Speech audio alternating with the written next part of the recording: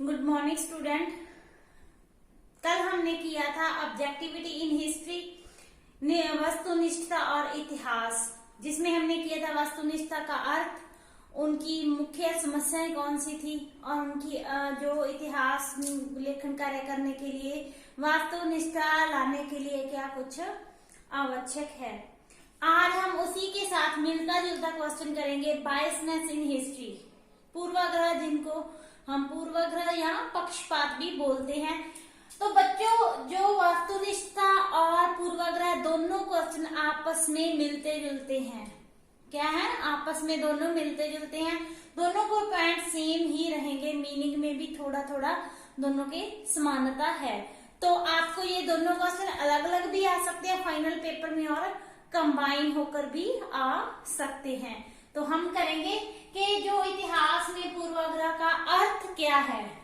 तो सबसे पहले उन्होंने कहा, जो इतिहासकार बोलते हैं कि जो पूर्वाग्रह है, यह पूर्वाग्रह का दूसरा नाम है पक्षपात, तो उसका स्वरूप क्या है?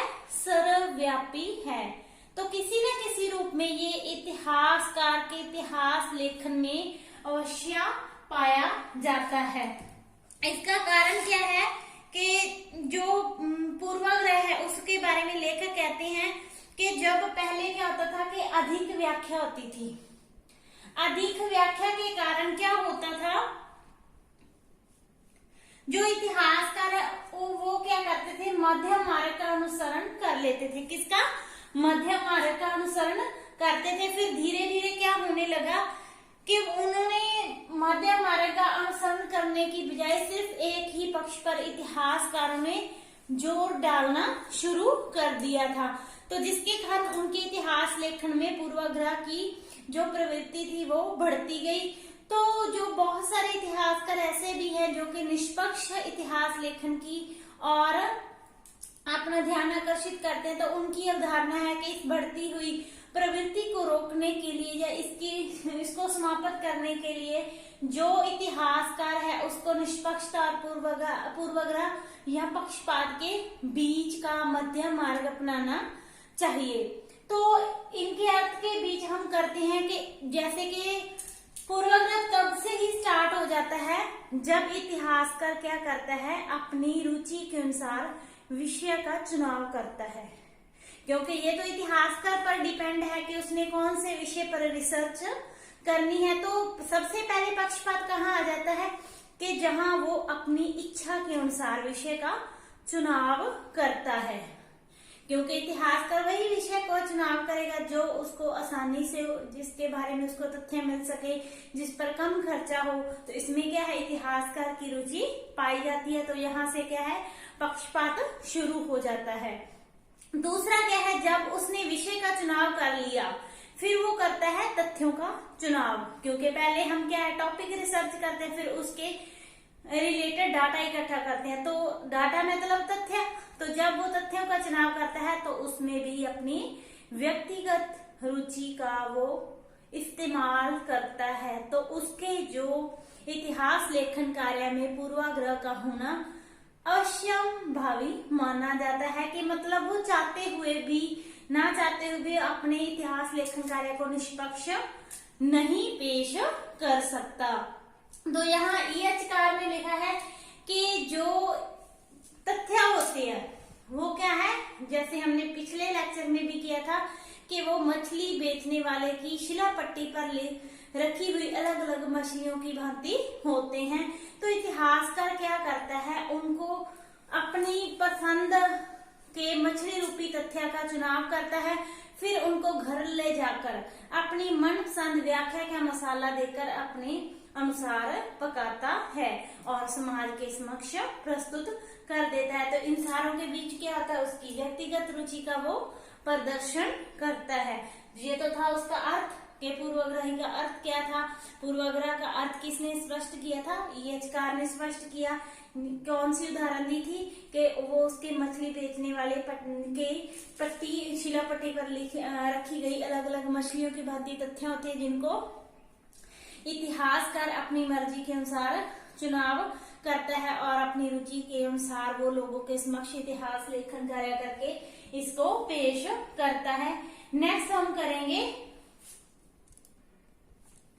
तो नेक्स्ट हम करेंगे कि जब इतिहासकार इतिहास लेखन कार्य करता है तो कौन से कारण हैं जिनके कारण उसके इतिहास लेखन में पूर्वाग्रह या पक्षपात आ जाता है।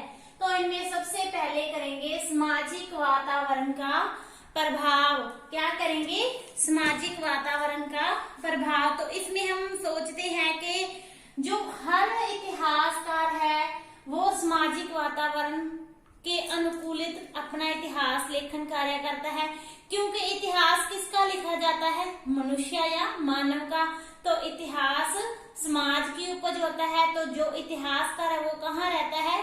समाज में रहता है और समाज की रुचियों के अनुकूल, समाज के अनुसार ही वो अपना इतिहास लेखन कार्य करता है। तो इसमें एक जो राइटर था उन्होंने कहा है, जिनका नाम था जीपी गूच, उन्होंने भी कहा था कि जो इतिहासकार है वो क्या है? रक्त मांस युक्त लेखक है जिसका समाज के साथ संबंध होता है और समाज के बाहर वो अपना इतिहास लेखन कार्य नहीं कर सकता, क्योंकि वो जो इतिहासकार का व्यक्तित्व है वो सामाजिक वातावरण से प्रभावित होता है। इसलिए वो ना चाहते हुए भी निष्पक्षता से अपना इतिहास लेखन कार्य नहीं कर सकता। जो सामाजिक वातावरण का जो पक्षपाती रूप है उसके इतिहासकार के इतिहास लेखन में झलकना शुरू हो जाता है। इसी तरह जो हेनरी पेरेन था, हेनरी पेरेन ने भी इन्हीं के तथ्यों को स्वीकार करते हुए कहा था कि इतिहासकार का विषय स्वयं समाज होता है, कि इतिहासकार का विषय क्या है? स्वयं समाज होता है, वो समाज के बाहर नहीं लिख पाता। तो इसलिए हम उनसे ना चाहते हुए भी चाहकर भी हम उससे निष्पक्षता की कल्पना नहीं कर सकते। ओके, यहाँ तक क्लियर हुआ। नेक्स्ट आता है धर्म का प्रभाव।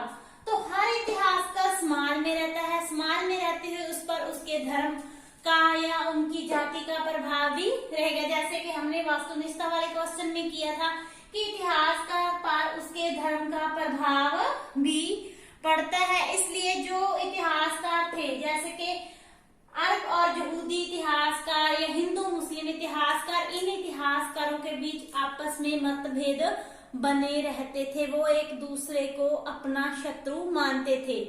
इसलिए ही एग्जाम्पल के तौर पर कह सकते हैं कि जो औरंगजेब के अत्याचार थे उनको मुसलमान इतिहासकारों ने हिंदुओं के ऊपर जो मुस्लिम शासकों द्वारा किए गए अत्याचारों को उन्होंने अचौक्तिया सिद्ध किया। मतलब उन्होंने कहा कि ये अत्याचार करने जरूरी थे, उनको उन्होंने सही सिद्ध किया है। तो धर्म के प्रभाव से भी हम क्या है, जो इतिहासकार है वो इतिहास लेखन में जो निष्पक्षता से नहीं लिख सकता और उसके इतिहास लेखन में पक्षपात आ ही जाता है। उसके बाद आता है नेक्स्ट पॉइंट, इतिहासकार का राजनीतिक विचारधाराओं के साथ संबंध।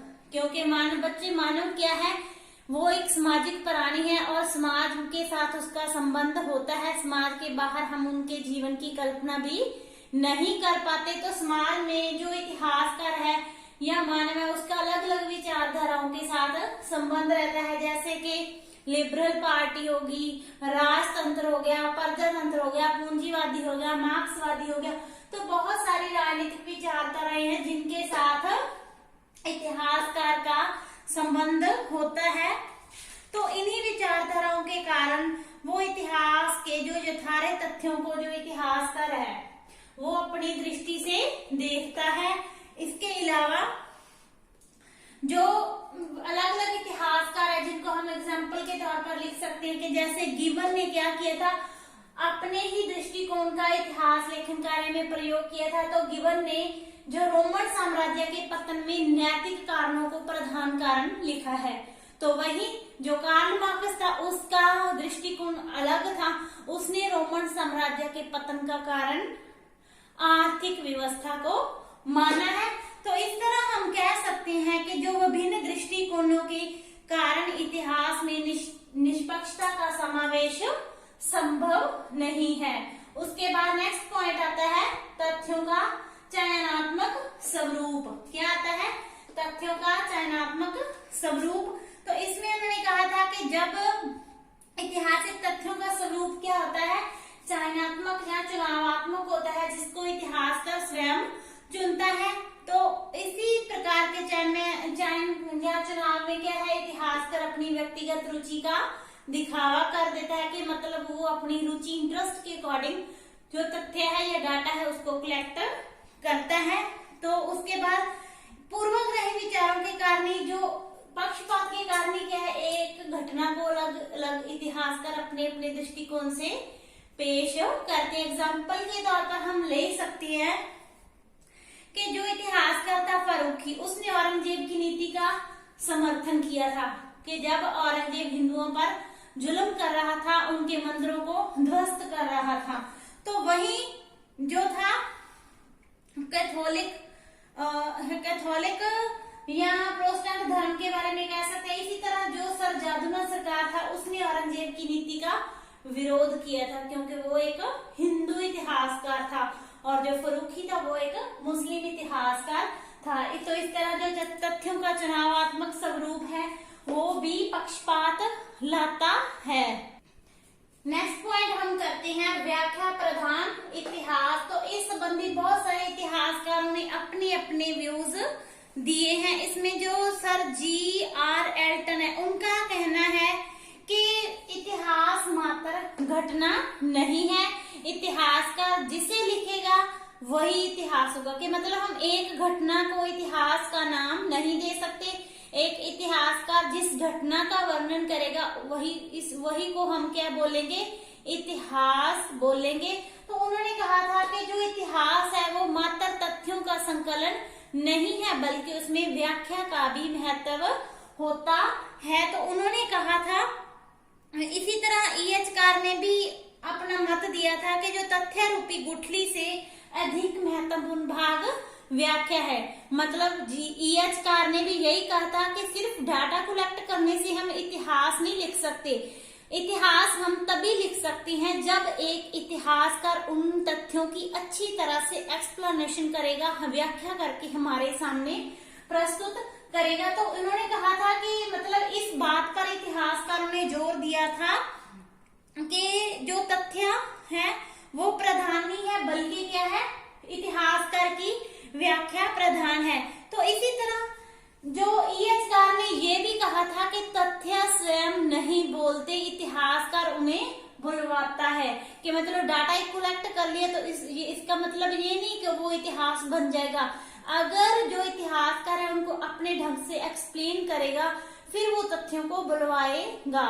कि मतलब तथ्य खुद या स्वयं नहीं बोलते, जो इतिहासकार है वो उन तथ्यों को बुलवाता है।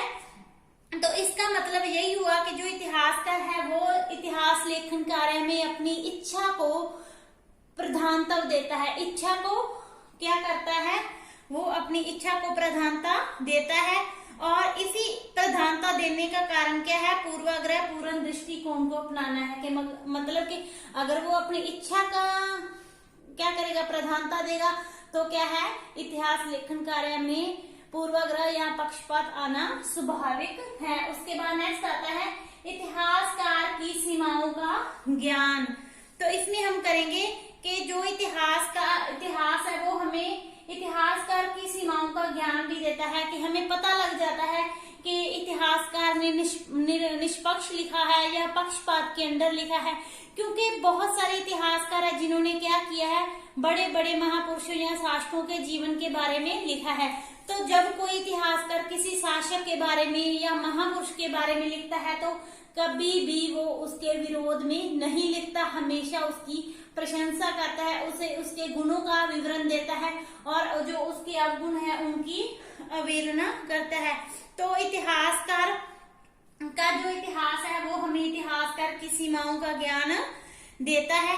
प्रोफेसर बटरफील्ड ने अनुसार भी, जो हमने कल भी किया था, उन्होंने भी कहा था कि इतिहास दो तरह का होता है, एक सामान्य इतिहास और दूसरा शोध इतिहास। अगर हम निष्पक्षता की बात करें तो जो निष्पक्षता है वो सामान्य इतिहास में संभव है और जो शोध इतिहास है उसमें हम निष्पक्षता की आशा नहीं कर सकते। क्यों नहीं कर सकते? क्योंकि जो शोध कार्य है वो इतिहासकार के द्वारा किया जाता है और इतिहासकार शोध कार्य में अपनी इच्छा को प्रधानता देता है, जिसके कारण पक्षपात आना स्वाभाविक है। यहां तक क्लियर हुआ। उसके बाद नेक्स्ट आता है दोष तथा निष्पक्षता कठिन समस्या।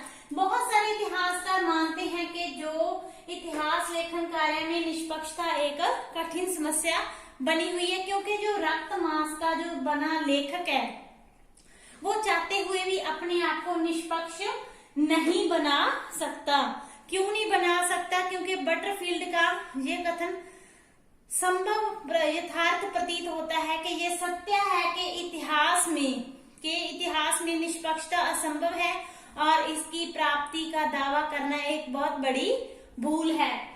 और उसके बाद जो लास्ट पॉइंट आता है वो है ऐतिहासिक घटनाएं, कि हमारे इतिहास में बहुत सारी ऐसी घटनाएं घटी हैं जिन्होंने इतिहासकारों को प्रभावित किया है और उनकी जो इतिहास लेखन कार्य में निष्पक्षता लाना कठिन बात है। जैसे कि 1789 की जो फ्रांसीसी क्रांति हुई थी, उनके बारे में जो फ्रांस इतिहासकारों ने लिखा है कि जो फ्रांस में उस क्रांति के बाद वो आधुनिक युग मानते हैं। इसी तरह रोमन साम्राज्य के पतन, पुनर्जागरण के बारे में, इसके अलावा धर्म सुधार आंदोलन, औद्योगिक क्रांति के संबंध में इतिहासकारों ने अपने अलग अलग व्यूज दिए, अपने ही दृष्टिकोण का उन्होंने इतिहास लेखन कार्य में प्रयोग किया है। तो इन ऐतिहासिक घटनाओं के कारण जो इतिहासकारों के बीच हमेशा मतभेद रहे हैं, जिसके कारण उनके इतिहास लेखन कार्य में जो पक्षपात पाया जाता है। तो ये कारण थे जिनके कारण हम इतिहास में पूर्वाग्रह की भावना पैदा होती है। आज के लिए इतना ही, कल हम नेक्स्ट करेंगे। Thank you.